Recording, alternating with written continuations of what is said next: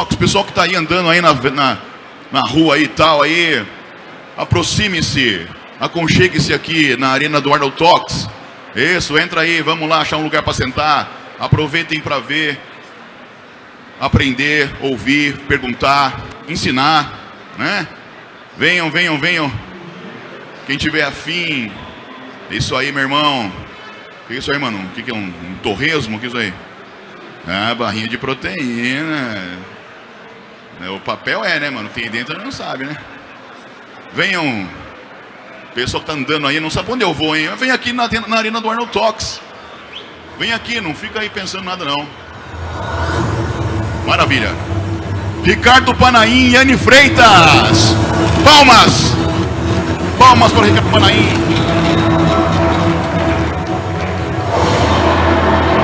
Sentem-se, por favor. Que maravilha. Muito bom.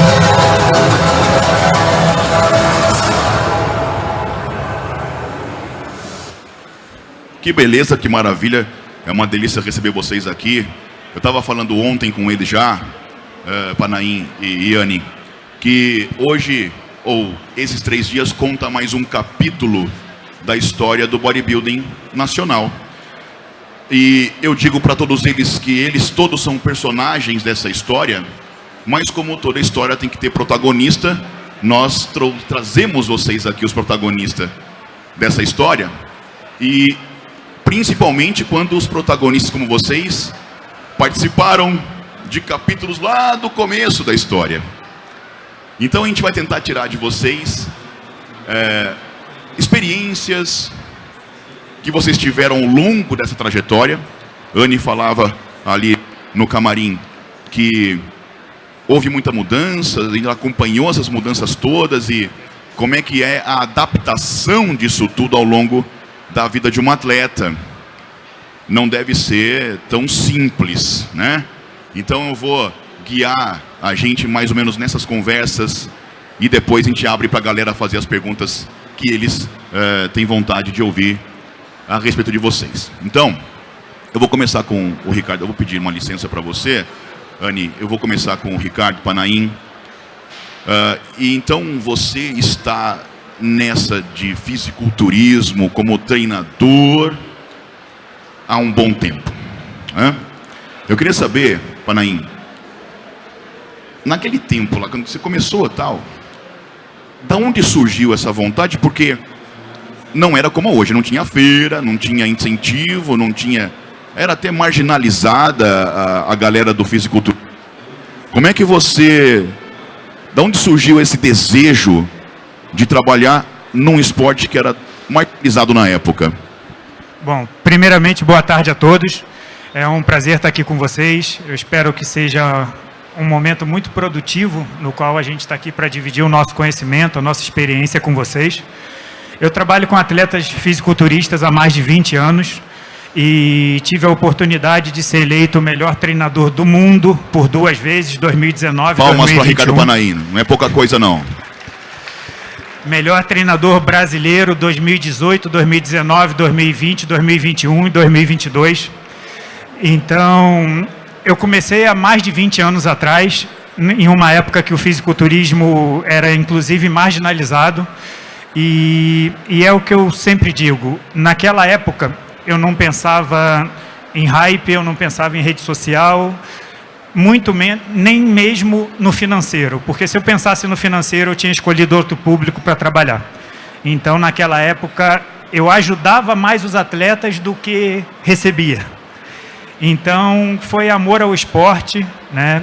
Eu fui trabalhar numa academia em Copacabana, inclusive conheci a Graciane nessa época, ela fez um treino comigo nessa época, ela treinava super pesado e realmente eu me encantei com o esporte, o alto rendimento, porque eu acho que o alto rendimento é aquilo que passa a técnica para todos os praticantes de academia, né? O fisiculturista é como se fosse um carro de Fórmula 1, onde a gente testa o treinamento, o plano dietético, a periodização, e em cima do atleta fisiculturista, a gente implanta toda a técnica nos praticantes convencionais de academia.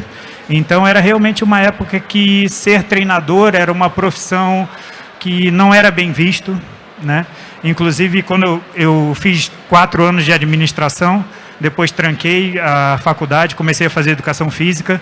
Naquela época, o meu pai era advogado, ele quase morreu, parou de falar comigo durante um tempo, porque ele achou que o filho dele fosse morrer de fome, né? E eu entendo ele, hoje eu entendo ele, né? Então, ver o que o esporte se tornou, tudo que a gente conquistou, é algo que realmente me deixa muito orgulhoso. Que maravilha. Ani, foi difícil no começo para o Ricardo. Posso chamar você de Ricardo? Claro, por favor. Mas para você foi mais. Eu vou dizer por que eu acho que foi mais difícil. Porque a gente vive numa cultura latina onde é uma cultura machista. Então, se para o homem era complicado, era chamado de vagabundo, quem partia para esse lado, não fazer nada, né? Para a mulher tem a questão de fazer uma coisa que essa é para homem. E você já veio com uma ideia de uma categoria que chamava atenção pela muscularidade, que na época a gente identificava como se fosse para um homem. Eu estou colocando um contexto da época, ok? Então, eu queria que você colocasse como é que você conseguiu vencer esse preconceito geral que existia na época e vou fazer isso aqui que eu sou boa nisso, ou foi mais difícil do que isso? Não, Marcelo, foi acontecer. Conta um pouco pra gente essa história. Eu conheci o Ricardo em 2008, eu não sabia nem o que era o esporte direito. Eu comecei a treinar, porque como qualquer mulher gosta de membro inferior grande e superior não ligava muito, mas a minha evolução foi muito grande. Em 2008 eu botei lá no Orkut, melhor treinador do Brasil. Apareceu uma profetisa. Ricardo Parainjá, ele já treinava as pessoas online. Entrei em contato com ele, fui para o Rio de Janeiro conhecê-lo. E desde o dia 1, literalmente, eu moro com ele há 15 anos. E a nossa história foi maravilhosa, né? Eu nunca liguei para preconceito. Se eu tivesse ligado, eu não teria feito a minha carreira de sucesso como foi. Que eu fui a pioneira brasileira em se tornar profissional numa categoria única, que foi o bodybuilding. E a primeira brasileira também a pisar no palco do Olímpia com heavy bodybuilding. E a minha carreira, eu nunca pensei assim, eu quero chegar a ficar gigante. Não, foi acontecendo. Eu comecei no figure, depois, em 2009, tive que migrar para o bodybuilding até 55 quilos, porque não tinha como, minha evolução já estava absurda. E aí ganhei o sul-americano no meu segundo show, terceiro eu virei profissional, ganhei o overall mundial. Na época era só eu e o Eduardo Correia no Brasil, não tinha mais ninguém. Então foi assim, eu caí literalmente de paraquedas, o meu físico era absurdo, eu mal tinha experiência de palco. Eu fui adquirindo isso depois com o tempo no meu primeiro Olímpia, que aí no Olímpia assim, eu ganhei até 55 quilos, virei profissional e no Olímpia não tinha até 55 quilos, só gigante. E não existia o Women's Physique naquela época. Então, mais uma vez, eu tive que fazer um trabalho para migrar e ficar enorme. Então, tudo foi acontecendo não de uma forma que eu gostaria, mas de uma forma que eu sempre tive a mentalidade de que eu precisava ser campeã. E para ser campeã, tem que fazer o que tem que fazer e ponto. Então, eu nunca me importei. Se eu tivesse me importado com os olhares, com as opiniões, eu não estaria aqui hoje com o Ricardo, porque eu fui eu abri as portas no profissional para o Ricardo e para todo mundo que veio junto com a gente. Então é um grande prazer estar aqui até hoje junto e fazendo história. Fazendo história, deixando o legado. Você falou uma coisa interessante, que você não conhecia nada no começo a respeito do fisiculturismo. Isso é curioso, porque a gente já é uma atleta nível pro, nesse nível, cara, já conhecia, gostava, né? E aí, você então, procurei o Ricardo e vamos começar a treinar. Eu procurei ele porque eu comecei a treinar e a minha evolução foi grande. De tantas pessoas falarem assim, tu competes. Não, eu não sabia nem o que dizer. Quer saber, tem tanta gente me falando isso, eu vou tentar. Eu preciso achar alguém apto para me treinar. O melhor no Brasil, quem é? E aí eu fui atrás. E me diz uma coisa para vocês dois, talvez o Panaim possa me responder mais tecnicamente do que na época. Hoje vocês estão em nível igual para responder. a categoria, a definição pela categoria. Você que viu, você dá para figure. Não, eu queria ser wellness. Houve essa discussão ou não? Você já, não, tá bom, eu sou figure, vamos ver o que é, então vamos embora. Quando eu procurei ele, eu estava no meio termo entre figure, poderia subir para bodybuilding, mas não dava tempo. Mas ele olhou para mim e foi enfático já, tu vais pro figure. E aí, só que depois do figure não teve jeito. O negócio explodiu assim e eu tive que ir pro bodybuilding. É porque, como ela era muito iniciante, eu achei melhor a gente começar numa categoria mais branda, em termos de massa muscular, de definição, para que o físico evoluísse para um próximo nível. E é o que aconteceu muito rápido. E na época não tinha essas categorias mais leves. Não existia biquíni, não existia wellness. Wellness começou quando eu comecei a competir. Eu assisti o primeiro campeonato wellness, que foi em 2008. E era um físico muito diferente de hoje. Era muito mais redondo, era pernão, bundão, não tinha definição quase, né, Ricardo? Era um membro superior bem pequeno, muito diferente, distante de hoje, entendeu? Eu queria pegar esse gancho da mudança da formatação do próprio shape na mesma categoria, até um pouco mais longe. Você falou que, mas eu cresci tanto que eu tive que ir para bodybuilding, que é uma categoria que está extinta, né? Depois que até saber sua opinião a respeito se você sente saudade ou não, queria que voltasse ou não.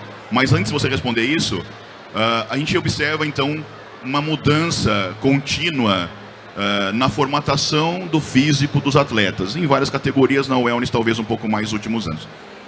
Para o treinador, como é que é se adaptar a cada campeonato, a um novo formato? Se você consegue prever, como é que é a sua visão em relação a essas mudanças? Bom, a gente tem que estar sempre atento às mudanças que acontecem nas categorias, né, ao padrão que oscila e adaptar os nossos atletas a esses padrões.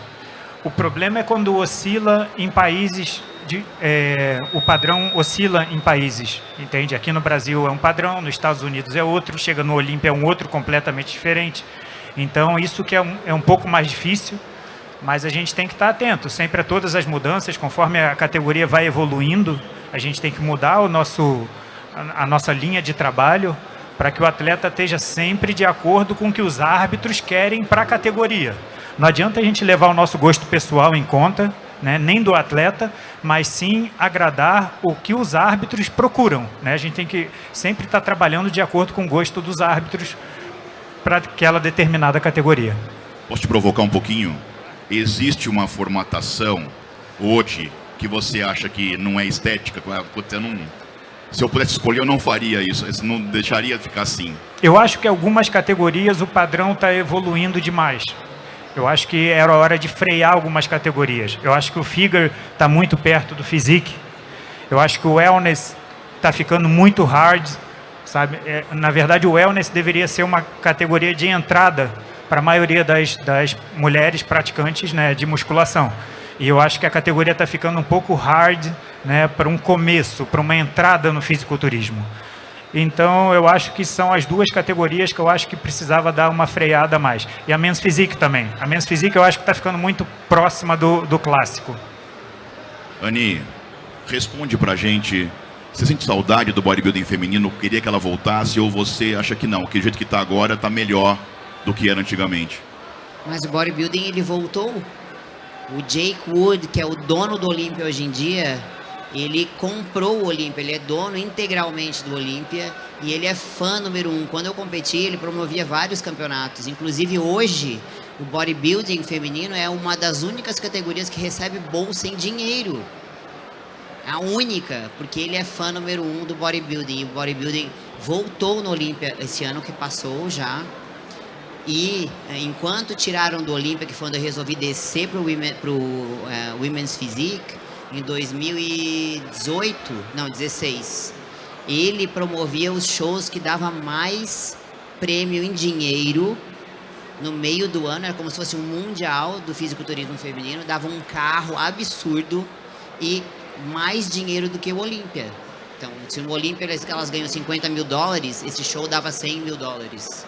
E ele é fã número 1 do Olímpia e a categoria voltou já. Então eu fico muito, mas muito feliz em ver essa categoria que é muito absurda. É muito assim, é impressionante. Na época que eu competia, Eu chegava no backstage e eu via uma qualidade que em nenhuma outra categoria eu conseguia ver, nem nas pesados, que os pesados eles entram muito mais cheios do que definidos.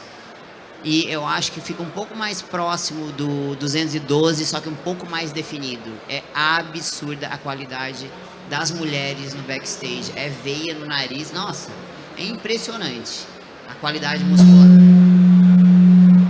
A qualidade muscular das mulheres. Maravilha. Eu vou pegar aqui, agora eu vou puxar um pouquinho de vocês, um pouco da pessoa, Ricardo, da pessoa Anne. Nós estamos vendo, graças a Deus, uma evolução muito grande do fisiculturismo feminino brasileiro nos campeonatos do mundo. Várias campeãs, você participa diretamente disso, você foi uma pioneira. Então, nós estamos vencendo algumas barreiras que antes pareciam intransponíveis, olhando para o fisiculturismo feminino. Eu quero saber, na sua avaliação e na sua... qual o peso, o seu papel na história dessa evolução e o seu papel na história dessa evolução, já que vocês começaram lá atrás e hoje a gente chegou onde chegou. Bom, eu acho que eu fui o primeiro treinador brasileiro a se especializar no público feminino. Porque eu sou de uma época na qual os treinadores, eles trabalhavam da mesma maneira com os homens e as mulheres, né? E eu fui o primeiro treinador a ter esse feeling de que precisava ser diferente, que o treinamento precisava ser diferente, que o plano dietético precisava ser diferente, que necessitava de uma preparação diferente, que toda a parte hormonal é diferente. Então eu fui o primeiro treinador que se especializou e começou a trabalhar de maneira diferente com as mulheres, né? E muita gente não sabe, mas eu fui um dos idealizadores da categoria Wellness, porque naquela época não existia biquíni. Então a primeira categoria de acesso era Figure, na qual a Anne competia, a Juliana Malacarne competia. Então era muito distante da realidade das meninas de academia, né?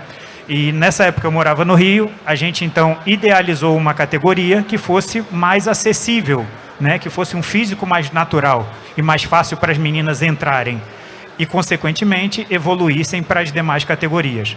Então, e desde essa época eu trabalho só com público feminino, né? De um determinado ponto eu tomei essa decisão de trabalhar só com público feminino. Já trabalhei com homens, inclusive eu levei o Felipe Franco, o Diogo Montenegro, todos eles para o Olímpia, foi eu que levei. Mas eu tomei essa decisão exatamente para poder me especializar mais, né? E que eu sentia essa necessidade de ser trabalhado de maneira diferente. Então eu acho que eu tive um papel bem relevante no fisiculturismo feminino no Brasil. Hoje eu treino a Franciele Matos, que é a Miss Olímpia. Treinei a Isa Pessini, levei ela até o título do Olímpia Bikini. Então eu acho que eu tive um papel bem relevante no fisiculturismo feminino. A gente reconhece isso. Palmas para Ricardo Panahin. Importante figura dessa história da evolução. A sua visão sobre você mesma nessa história. Não só minha, mas o grande privilégio que essa geração tem de competir no Brasil, que na minha época eu não podia competir, não tinha campeonato para mim no Brasil. Eu acho que eu competi uma vez no Brasil, já me tornei profissional e depois nunca mais, porque não tinha campeonatos aqui. Então vocês são grandes privilegiados dessa era, de poder competir aqui, de poder tornar-se profissionais aqui e, ganhando um show, estar no maior palco do mundo, que é o Olímpia, que é que todos os atletas almejam, né? E eu pude ter o privilégio de estar em duas categorias diferentes, 5 vezes nesse palco, né? É um grande privilégio para mim poder abrir as portas, principalmente para nós brasileiros, que quando a gente começou o nosso primeiro Olímpia, né, Ricardo? A gente não conhecia nada do esporte. Parecia assim, a gente estava totalmente perdido. Hoje a gente conhece tudo, os árbitros, os meios.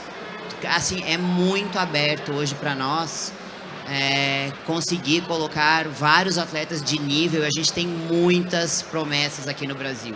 Vocês podem ter certeza que a gente está trazendo uma leva aí que vocês vão se surpreender com o coach número 1 no mundo, que é brasileiro, gente. É um orgulho, assim, absurdo.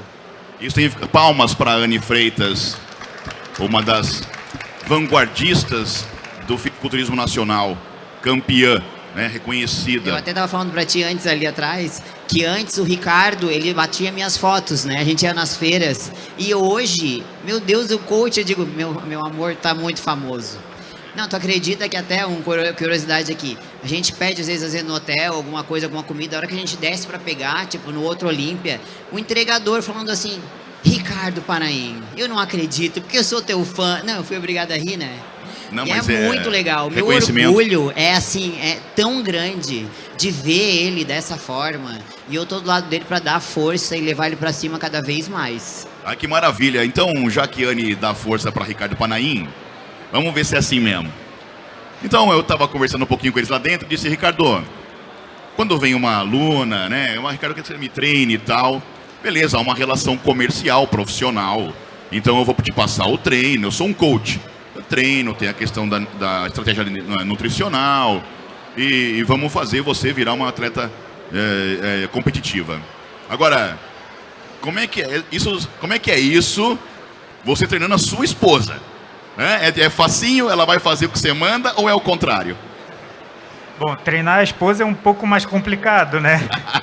Porque é muito fácil você treinar uma atleta e restringir o carboidrato. Colocar ela em déficit calórico, mandar ela fazer mais cardio. Agora, quando você manda a esposa, a bronca vai para dentro de casa, né? Ele fala assim, tu és a única que reclama quando vai treinar comigo, que isso é um absurdo. É porque assim, eu sou muito assim, ele é uma pessoa que ele te leva no limite. Só que depende do período que você está, o seu limite é outro. Né? Se eu estou em déficit calórico, eu não tenho mais forças, eu não posso estabelecer um número X de repetições. E aí a minha cabeça trabalha exatamente dessa forma. Eu digo, mas por que tu não me falas quantas repetições eu tenho que fazer? Daí ele, então tá, vamos 10. Chega na 8ª, já não consigo mais subir. Ele falou, tá vendo? É por isso que eu não mando fazer 10, porque a gente tem que ir no teu limite. Não existe número. Ele fala, não existe número. Quer réplica ou não? Quer réplica? Não, é mais ou menos isso, é mais complicado, né? Eu posso dar o exemplo para vocês da Priscila, por favor, Priscila, levanta aí. Uma salva de palmas para uma das melhores biquínis do Brasil, tá? Priscila, profissional, ela é minha atleta. E quando eu falo para Priscila, vamos zerar o carboidrato 2 dias. Quem vai sofrer é o namorado dela, né? Uhum. Agora, quando eu falava para Anne, o problema ia para casa, né? Aí um tinha que dormir num quarto, outro no outro, não, mas faz parte. Quer ver minha maior revolta qual foi? Eu estava indo para o Mundial, mas foi o físico mais impressionante da minha vida, que eu considero, tá? Eu estava muito condicionada, a pele assim, estava transparente, dava de ver todas as fibras musculares. E ele chegou para mim na academia e falou assim, vamos cortar os supérfluos. O que seria o supérfluo? Os chicletes, que era o meu único docinho, chiclete 0 açúcar, 0, que me dava o prazer do dia. Naquele dia eu fiquei muito revoltada, mas muito, a ponto assim, ó, cara, eu fiquei muito revoltada. Mas o problema era o seguinte, ela comprava a granel chiclete. Então ela comia umas 3 caixas de chiclete desse tamanho por dia. Não exagera também. E aquilo ali tem caloria, tem sódio, então atrapalhava no momento que ela estava da preparação, entende? Mas ele não entendia que aquilo me fazia aguentar todo o resto. E foi o campeonato mais impressionante da minha vida. Eu ganhei assim, ó, um overall assim, de paraquedas. Foi absurdo o campeonato. Eu posso complementar um pouquinho na relação ao chiclete? Você mastiga, você acaba engolindo o ar, pode distender o abdômen. Sim, e você também ativa a secreção ácida no estômago, pode dar dor de estômago. Mas eu tô do seu lado. É isso, tá? Amigo, é isso. Eu tô do seu lado. Entendes, eu acho. É nóis. Maravilha, vamos abrir para perguntas da galera. Para Ricardo Panaim, Anne Freitas. Cadê as meninas que pegam o microfone? Alguém quer fazer? Senão eu vou continuar nas perguntas aqui. Ali tem... Cadê? Tá chegando o microfone. Vamos ver. Olá, primeiramente, muito prazer. Acompanho vocês pelas redes sociais, admiro muito o trabalho de vocês. E eu queria saber o que você tem a dizer para mim, que eu sou apaixonada pela categoria biquíni e tenho muita vontade de ingressar no mundo do fisiculturismo. Queria ouvir uma palavra de você. Qual o seu nome, por favor? É Amanda Amanda Flores. Bom, eu acho que eu estava até falando sobre isso no Arnold Conference, que eu dei sexta-feira. Foi uma das perguntas que eu mais recebi durante o conference, foi exatamente essa. Eu acho que o fisiculturista, não necessariamente ele tem que competir. Você pode ser um fisiculturista, competir ou não. Então, eu acho que, primeiro de tudo, tem que ser uma essência sua, tem que fazer parte da sua vida. Se você gosta de fazer dieta, se você gosta de treinar, você está no caminho certo para competir. Competir é uma consequência do seu estilo de vida, entende? E, logicamente, você tem no Brasil as melhores biquínis do mundo, né? O Brasil tem um histórico no Olímpia de grandes campeãs. A Isa Pessini, a Angélica Teixeira. Então, você tem grandes referências aqui no Brasil, na qual você pode se espelhar em termos de físico, né? Não que a sua preparação tenha que ser igual a delas, né? A gente tem que lidar com a individualidade biológica e cada preparação é diferente. Eu te dou exemplo das minhas meninas que competiram em Campinas. São preparações completamente diferentes em termos de treinamento, em termos de aporte calórico, mas essas meninas podem servir para você em termos de padrão estético, de padrão físico, que vão guiar para onde você deve trabalhar, né? Você tem toda a estrutura, é nítido para competir na categoria, então eu acho que se isso faz parte da sua vida, se você gosta de treinar, se você gosta de fazer dieta, se fazer dieta te deixa feliz, então você está no caminho certo. Mara, alguém mais perguntas? Aqui? É isso, por favor. Meu irmãozinho, fala seu nome, por favor, e manda a pergunta, tá bom? Tudo jóia, eu me chamo Yuri. E você é muito famoso por poder acompanhar as mulheres, focar mais as mulheres. Eu queria saber se você teve muita dificuldade ou a questão de testosterona, progesterona, questão hormonal e também na questão de foco. Muito posterior, muito glúteo. Você gostou de migrar total para feminina? O que você tem a me falar sobre isso? Excelente pergunta. Deixa eu te explicar uma coisa. Porque muita gente chegou agora, mas na época que eu decidi trabalhar com mulher, havia não havia treinadores especializados no público feminino. Então a preparação era muito parecida. Eles lidavam com as meninas da mesma maneira que treinavam os homens. E eu tive essa sacada que precisava ser diferente, né? Me especializar no público feminino, no começo, não foi nada fácil. Porque eu, assim como você, a gente treinava, né, com o treino masculino, né? Só que eu vi que as mulheres precisavam ser estimuladas de maneira diferente. Grupos musculares diferentes, volume de treino diferente, entende? Então, no começo foi bem difícil. Não foi fácil. Eu tive que pesquisar, eu tive que estudar muito. As pessoas não sabem, mas eu fiz especialização na Rússia, fiz especialização nos Estados Unidos, estudei em vários países diferentes, tive contato com os maiores treinadores do mundo. Então, isso me deu uma amplitude de conhecimento, de metodologias de treinamento muito ampla, né, na qual eu fui adaptando de acordo com a necessidade das meninas, entende? E aí, teve uma hora que eu falei, bom, é isso que eu quero, é isso que eu vou fazer, eu vou me especializar aqui. E parei de trabalhar com os homens, fiquei trabalhando só com as meninas, né? E no começo não foi fácil, mas hoje em dia é uma coisa muito natural para mim, que eu faço tranquilamente. É claro que eu tenho que lidar com a individualidade biológica de cada um. Às vezes eu tenho que estimular os membros inferiores de maneira que eu recrute mais o glúteo e menos a perna. Então eu tenho que elaborar um treino de perna com muito mais especificidade, né, do que simplesmente socar carga, né? As pessoas têm essa ideia muito errônea de que o fisiculturismo é só socar carga e dar muito intervalo de descanso, que isso gera hipertrofia. Mas não é assim, entende? Tem vários métodos de treinamento que a gente pode utilizar com muita técnica, que a gente consegue os mesmos danos, as mesmas reações bioquímicas para gerar a hipertrofia. E nem sempre é só muito peso. Principalmente quando a gente lida com uma atleta como a Priscila, a gente precisa trabalhar determinados feixes musculares, a gente precisa trabalhar com muita especificidade, entende? E aí você tem que ter muita técnica para trabalhar com o público feminino. A parte hormonal, a parte psicológica é um pouco mais difícil, porque a gente tem que lidar com esse balanço, né, entre estrogênio, entre testosterona, mas, em compensação, elas precisam de muito menos hormônio do que os homens. É muito mais fácil, né, nesse sentido. Tem mais uma pergunta aqui, vamos lá. Boa tarde, me chamo Neto. Panaim, eu atualmente iniciei agora no bodybuilding, treinando algumas atletas e te acompanho há bastante tempo. E observo muito um pouco da tua finalização. Dificilmente você erra na finalização. Queria que falasse um pouco sobre isso, dar uma dica para mim que estou iniciando agora nessa parte e sou um grande fã. Para mim você é o maior que temos atualmente no Brasil. Obrigado. E eu acho que posso aprender muito, então acho que algo sobre a finalização é muito importante. Puder falar um pouco? Obrigado, eu te agradeço muito pelo elogio. Bom, quando você trabalha com a finalização, aquele período de pré-contest, a gente está falando de 2 mesociclos preparatórios, mesociclos de qualidade muscular e definição máxima, que são aquelas últimas 2 semanas, né, pré-competição.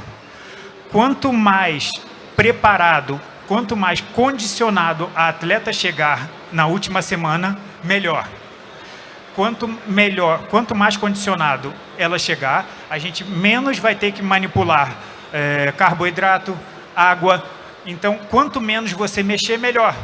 Inclusive, eu te dou o exemplo desse último Olímpia da Franciele, da Fran. Ela chegou na segunda-feira, terça-feira, com o físico pronto. A gente não mexeu na água, não mexeu no sódio, não mexeu no carboidrato. Ela não zerou o carbo um dia, sequer. Ela não usou um diurético. Ela não diminuiu, ela não manipulou a água. Ela entrou no palco do jeito que ela estava. O que eu fiz foi aumentar um pouco a ingestão calórica nos 2 últimos dias, apenas para que ela se sentisse melhor. Porque o físico já estava pronto. E esse é o ideal. Esse é o maior diferencial de uma atleta profissional para uma atleta amadora. A atleta profissional, ela já chega mais bem preparada. E aí eu preciso manipular menos essas questões de finalização. Então, quanto menos você mexer, melhor. Só que nem sempre isso acontece. O fisiculturismo nem sempre tudo acontece da maneira que você planeja. Então, algumas vezes a gente tem que hipersaturar a água no começo da semana e diminuindo ao longo da semana, manipular o carboidrato. Às vezes a gente zera 2 dias de carboidrato para que o atleta possa comer um pouco mais nos últimos dias e encher mais o músculo. Então, isso varia muito de uma preparação para outra. E também da individualidade biológica de cada um. Mas o que eu posso te dizer é que quanto menos você mexer, melhor. Aproveitando essa questão que você colocou, do inverso, né? Então, a Fran chegou pronta, beleza, vou manter que eu estou ganhando o jogo. Mas há o inverso que você colocou agora, de virar tudo de ponta cabeça no backstage, antes de subir no palco. E aí, Anny, eu quero saber se você já teve uma experiência assim, você falou uma situação que você estava com um condicionamento absurdo, né? Beleza, show de bola. Já aconteceu o contrário? Pô, retenção total. Ou mulheres, e nessa questão hormonal fisiológica, estavam em amenorreia pelo gasto energético e menstruam ali dia antes, no dia da competição, e acabam tendo uma retenção. Deixa eu responder rapidinho e depois você complementa. Esse caso aconteceu com a Etila, no Olímpia. Conta pra gente. Eu não sei se vocês conhecem a Etila, mas foi uma das melhores biquínis do Brasil, que estava na boca de ganhar o Olímpia, provavelmente seria campeã até hoje. Mas ela ficou menstruada na boca do Olímpia e teve uma retenção de líquido. Isso foi no ano anterior que ela parou. E isso atrapalhou um pouco o físico dela, mas faz parte. É algo que a gente não tem muito como controlar, né? Agora já aconteceu o inverso também. Teve uma atleta minha que ela foi para pesagem, ela era figure e ela estava extremamente condicionada. E os árbitros chegaram para ela e falaram: olha, você passou do ponto, você está fora. E aquilo me doeu muito, porque aquilo é culpa minha. Então eu olhei para ela e falei: cara, o físico está muito lindo para a gente perder esse jogo. Ela foi para o hotel dela, eu fui para o meu, e de madrugada eu liguei para ela. Eu falei: olha, você vai fazer o seguinte, você vai para um posto de gasolina, você vai comprar 4 litros de sorvete e Coca-Cola. Você vai tomar até o campeonato Coca-Cola normal com sorvete. Você vai tomar a noite inteira, você não vai dormir, até a hora do campeonato. Ela ganhou o campeonato e ganhou o overall. Então, assim, são estratégias que às vezes você tem que intervir, que está fora do controle, né? Como eu estava falando para ele, que você tem que ter esse feeling do que é melhor para cada um. Às vezes você tem que sair daquilo que você planejou. Nem sempre tudo acontece como você planeja. E aí você tem que ter esse feeling, conhecimento, para achar variáveis do atleta entrar na melhor forma possível. Antes de você responder, Anny, vou pegar esse gancho que você colocou. Ele foi pro hotel, ficou matutando o que ia fazer, usou o conhecimento de fisiologia dele, cara, é uma tentativa. Você jogou a tentativa, deu certo, ganhou segurança com isso, e a gente ganha também com esse aprendizado que você deu pra gente agora. Anny, e aí, já teve a retenção, já desesperou, como é que foi? Não, eu sempre chegava pronta muito antes. Eu sou uma pessoa muito responsável no que eu faço. Tudo que eu faço é pensando, né? Quando eu fraquejava, tinha toda a preparação, eu preciso dizer que eu pensava em desistir. Isso é normal. Chega uma hora, toda a preparação eu dizia, por que eu estou fazendo isso? É fato. E isso acontece com todos, é normal acontecer. E aí, o que vinha na minha cabeça? As pessoas que estavam em volta de mim, o meu marido, que está sempre se dedicando, os meus patrocinadores, as pessoas que se inspiram em mim, e principalmente como o meu físico estaria no dia do lado das melhores. Então essa é a mentalidade que a pessoa tem que ter, entendeu?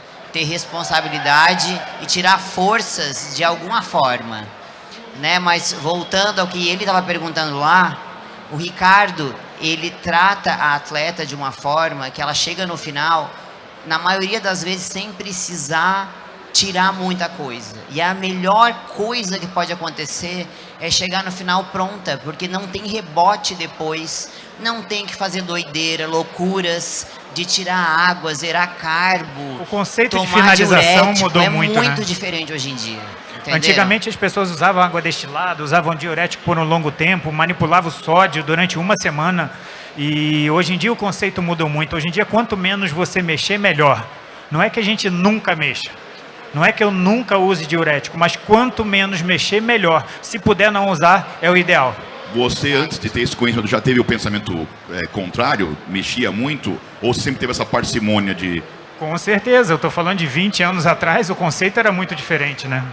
A gente foi evoluindo muito. Não só em termos de treinamento, mas de preparação também. Exato, na época era um padrão que era muito mais seco. Muito mais. Hoje eles querem músculos cheios com um condicionamento no ponto certo. E para ter músculos cheios tem que comer. É o carboidrato que faz isso, né? Mas claro, depende de cada um, como cada um chega no final de uma preparação. Vocês percebem que os atletas têm medo, receio de comer? Você fala assim, come 4 potes de sorvete e 2 Coca-Cola. Não, você tá maluco. Eu vou ficar uma pipa. Tem essa resistência? Você acha que tem? Você, Anny, acha que tem? Eu acho que os meus atletas confiam muito em mim, mas fica ali entre um receio de comer e um graças a Deus que ele está me dando isso, entende? Então eu acho que tem os dois lados. Mas tem sim. Recentemente a gente teve um atleta na Austrália agora. Ela começou em um mês. A transformação dela foi tão absurda que ela tinha mais um mês para competir. E a gente foi obrigado a colocar todos os dias, a gente foi obrigado a substituir todos os nutrientes da refeição dela por carboidratos de qualidade pior, tomar sorvete no final da tarde por umas 2 semanas, porque o condicionamento estava de uma forma absurda. E ela dizia assim, que medo, coach, mas eu confio em ti. Que medo, coach, mas eu confio em ti. E é isso. E é isso, respeitar a individualidade. Tinha pergunta pra cá? Alguém queria fazer pergunta? Levante a mão. Eu tinha visto alguém levantar pra cá, não tinha não? Não? Então vou mandar eu pergunta aqui. Né? Não, então beleza. Panaim, você colocou uma situação seguinte. Marcio, eu percebi que todo mundo treinava homem. E até numa visão empreendedora, inclusive, cara, eu vou treinar mulher. Ninguém tá fazendo isso. Vamos dizer que fosse o contrário. Todo mundo treinava mulher. Você acha que teria o mesmo sucesso treinando os homens? Ou se fosse hoje, vou mudar. Porque você hoje se especializou tanto no treinamento feminino, né? Que tem os seus detalhes, né? É semelhante, mas não é igual. Você encararia essa e acha que teria o mesmo êxito, ou você não? Eu nasci para fazer esse negócio. Não, eu tenho certeza que sim. Eu tenho certeza que sim. Eu treinei muitos homens, sempre tive sucesso com todos eles. Eu levei o Felipe Franco para o Olímpia, levei o Diogo Montenegro para o Olímpia, levei o Maradona para o Olímpia. Eu tive sempre muito sucesso com os homens que eu treinei. E foi uma questão apenas de opção de me especializar. Porque é muito no bom, público né? feminino. Quando tu consegues trabalhar com alguém que pode treinar tudo, que pode comer bastante, que é um físico muito completo. Essa experiência, que no caso eu fui o laboratório de sucesso do Ricardo, tu ter uma bodybuilder ou um bodybuilder na tua vida te traz uma experiência que é como se a hora que tu começa a trabalhar com outras categorias, tu corta esse bolo em várias partes. E é muito fácil, porque ali a experiência é máxima, né? É o máximo de volume, a definição máxima, é um conjunto muito completo. E ali é ali que tu ganhas realmente o conhecimento total para ser coach em todas as outras categorias. Maravilha. Alguém quer fazer pergunta? Levante a mão. Tem uma menina ali, do outro lado, por favor. Vamos lá, vamos participar. Você que está aí sentadinho, vai pensando numa perguntinha para fazer, senão eu vou mandar as minhas, hein? Não vou dar chance para vocês, não. Vai. Panaim, Anne, meu nome é Natália. Eu vou estrear na Wellness em setembro desse ano e eu queria alguma orientação, uma dica aí que vocês pudessem me dar. Bom, eu acho que a Wellness, você está muito bem amparada aqui no Brasil em termos de referência, né? Você tem a maior referência do mundo aqui no Brasil, que é a Franciele Matos. E, bom, é a linha da Fran. É membros inferiores desenvolvidos, glúteo desenvolvido, né? O membro superior é muito próximo da biquíni. Agora, um detalhe muito importante que eu acho que você tem que tomar cuidado é para que a sua perna não fique muito grande em relação ao glúteo, né? Eu vejo muitas wellness treinando perna muito pesado e atrapalhando o balanço corpóreo. Você precisa ter uma proporção do glúteo que se destaque em relação à perna. E quando você tem a perna muito grande, você acaba escondendo o teu glúteo. Entende? Então, muito cuidado com a maneira que você estimula a sua perna para que ela não se sobressaia demais em relação ao volume do teu glúteo. O que ele quer dizer é que às vezes o glúteo da menina é muito bom, só que ele não aparece, porque a hora que vira de costas, o quadríceps está maior. Então ela acaba perdendo ali para alguém que o balanço está correto, entendeu? O glúteo sempre tem que estar maior que o membro inferior, que as pernas, né? E isso é a estratégia que você vai usar no seu treino, entende? É a estratégia que vocês vão usar na tua preparação. Como você vai dividir o teu treino na semana? Como você divide o seu treino na semana?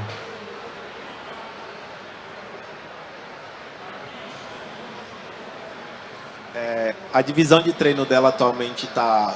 Sempre a gente divide em glúteo. Então, glúteo quadríceps, glúteo posterior. E superiores a gente trabalha mais completo. Quantas vezes na semana ela faz membro inferior? 3. E membro superior? 2. Tá. Conforme o físico dela for respondendo, você tem que adaptar essa divisão de treino. Então, às vezes, eu vou te dar o exemplo da Fran. Tá? A Fran, no off-season dela, ela faz 2 vezes na semana perna e 1 vez glúteo isolado. Já no pre-contest, onde a gente procura trabalhar mais o desenho do glúteo, trabalhar com mais especificidade, ela faz 1 vez perna e 2 vezes glúteo isolado. Então, isso você tem que adaptar de acordo com o que ela precisa, entende? E membro superior a gente divide nos outros dias, de maneira que a gente construa uma linha corpórea harmônica. Então, a gente vai dar ênfase ao quê? Ao deltoide e ao dorsal, né? E deixar bíceps, tríceps, peitoral trabalharem como sinergistas, que não são grupos musculares tão importantes para a categoria wellness. Tá? Muito bom. Alguém mais pergunta? Pergunta, por favor. Nome e pergunta. Eu vou fazer uma pergunta, mas representando uma pessoa aqui da plateia que é muito tímida e não consegue falar. Ela quer saber, para quem é comum, né, para pessoas que têm o sonho de passar com você, fazer uma consultoria com você, se tem algum contato, como é que ela faz para poder chegar até vocês? Bom, vocês podem entrar em contato com o nosso e-mail, tá? Qual é o teu e-mail? Anne, A-N-N-E, Luise, L-U-S-E, freitas@hotmail.com. Mas o Instagram é muito mais fácil, né? Se entrar no Instagram, Anne Luise Freitas ou Ricardo Panaim, tem lá o contatinho, gente, tá? Vocês podem escrever por e-mail que a gente responde bem rápido. Estamos indo para a reta final. Eu queria fazer uma pergunta de uma visão, uma percepção pessoal de vocês. Independente de ser treinador e atleta, vocês são brasileiros. Panaim colocou pra gente que ele foi um dos idealizadores da categoria Wellness. E hoje nós temos Wellness campeãs, todas brasileiras, né? As primeiras colocações. É porque a categoria nasceu aqui ou porque o corpo da mulher brasileira ela é favorecida para essa categoria? Eu quero a visão de uma mulher e de um homem, independente de ser treinador e atleta. Eu acho que assim como a biquíni, quando surgiu a biquíni, todos falavam que a brasileira não teria uma boa genética para a categoria biquíni. E eu acredito que as maiores campeãs do Olímpia foram brasileiras. Então eu acho que a Wellness a gente saiu na frente em termos de treinamento, em termos de padrão de categoria, mas acho que daqui a um tempo pode ser equiparado. Entende? Assim como aconteceu na biquíni, na Men's Physique, eu acho que é uma questão de tempo para ser equiparado. Agora, com certeza, hoje a gente está muito na frente. Anne. Eu vou falar uma curiosidade para ti. Em 2010, nós fomos assistir o Olímpia, porque eu estaria migrando para o profissional bodybuilding. E ali a gente assistiu o primeiro show, que era dentro do Olímpia, era um concurso de Flex Model Search. Flex Model Search, que foi o primeiro desfile que teve das biquínis. Entravam as biquínis, então era um físico assim, bem lisinho, bem americano, com a perninha fina, quase sem glúteo. Tinha biquíni de short, tinha biquíni de biquíni. História, pré-história. E escuta essa. Tinha biquíni de tênis. E o Men's Physique, eles entraram no palco, eu achei aquilo muito estranho. Era ou tênis no pé, bermuda, tênis ou chinelo, podia escolher. Então a gente olhou aquilo, escutou? Era ou de tênis ou de chinelo. Eu olhei aquilo, eu e o Ricardo, a gente estava no público, no palco ali, ela tá assistindo. Eu olhei aquilo, meu Deus, primeiro a bermuda, não mostrava a perna. E depois podia escolher se era ou tu ia pro shopping de bermuda ou pra praia de chinelo, alguma coisa desse tipo. Só que eram assim uns físicos, né, principalmente homem, né? Eles são bonitos, era né? Modelo, superior, né? modelo. E foi um sucesso tão grande que eles resolveram colocar no Olímpia seguinte. E dali surgiu o biquíni. Então, o Ricardo, depois de ter visto isso, ele foi no ano seguinte, ele levou várias meninas aqui do Brasil. Então, ele foi o pioneiro em assistir isso e, portanto, saber do padrão. E naquela época já, era 2011, ele já conseguiu levar várias meninas para competir no biquíni dentro dessa categoria e ter sucesso. Né? Então, assim, a gente acompanha uma parte da história que quase ninguém sabe. E é muito legal de contar para vocês, né? Mas do Wellness, ele foi criado para ter, né, para as brasileiras, né? Era um físico de praia. Então, era pernão, bundão e não tanto superior, né? Mas mudou muito a categoria, muito. O glúteo hoje em dia tá absurdo, né? O glúteo com formato de gota. Então, tem que trabalhar de uma forma muito específica para alcançar esse físico. Eu acho que precisava dar uma freada, né, na Wellness, na Figure e no Men's Physique. Esses Men's Physique estão igual o clássico, o tamanho, né? da criança. Olha ali. Tá igual o clássico. Meu Deus do Se céu. eles fizerem as poses do clássico, muitos deles podiam ganhar shows profissionais. Vou te propor uma coisa, vamos idealizar uma nova categoria frango. Aí eu vou ter uma chance qualquer. Tem mais uma pergunta aqui, por favor, manda. Boa tarde, galera. Meu nome é Mike Sampaio. Ricardo, eu tenho uma pergunta que ela é até pessoal, né? Para eu também aprender a lidar com isso. Você lida com o emocional e o psicológico de muitas atletas que são suas, mas você também já lidou com o emocional e o psicológico da Anne em vários momentos da carreira dela. No momento mais extreme, que era quando ela era gigantesca e super seca, e também quando ela precisou perder muita massa muscular para conseguir chegar na Women's, né? Eu queria entender mais ou menos quais são os seus comportamentos para que o que você fizesse não influenciasse de maneira negativa na preparação dela, entende? Porque ela, obviamente, estava debilitada. E como você lidava com isso para que não só o seu trabalho como coach desse resultado, mas o seu relacionamento, o resultado dela, o sonho dela, como você lidou com isso? Seus posicionamentos, como foram? Bom, naquela época, os sonhos da Anne eram meus sonhos. Então, era tudo muito... Para mim, era muito natural. Se ela tivesse sucesso, eu teria sucesso e estaria feliz. Então, eu acho que a gente fazia o que tinha que fazer, tentava apoiar ela o máximo possível. Eu só podia comer comida japonesa que ela não gosta, porque se eu comesse outra coisa, dava briga. Então, assim, a gente tem que entender o momento delas, né? Eu estou brincando, mas a gente tem que entender o momento delas.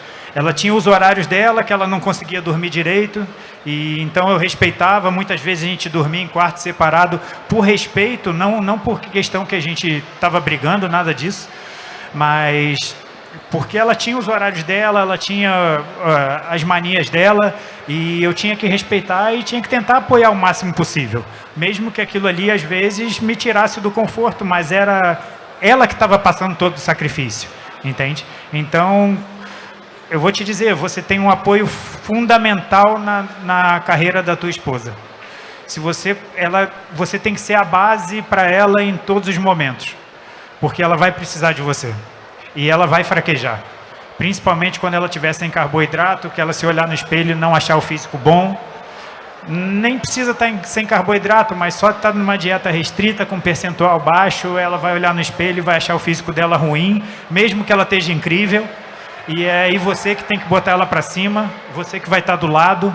Então, eu te digo que todas as minhas atletas que venceram tinham uma pessoa muito incrível do lado. Maravilha! Palmas para Ricardo Panahin e Anne Freitas, que nos ensinaram que se quiser chegar ao máximo do sucesso, o chiclete faz diferença.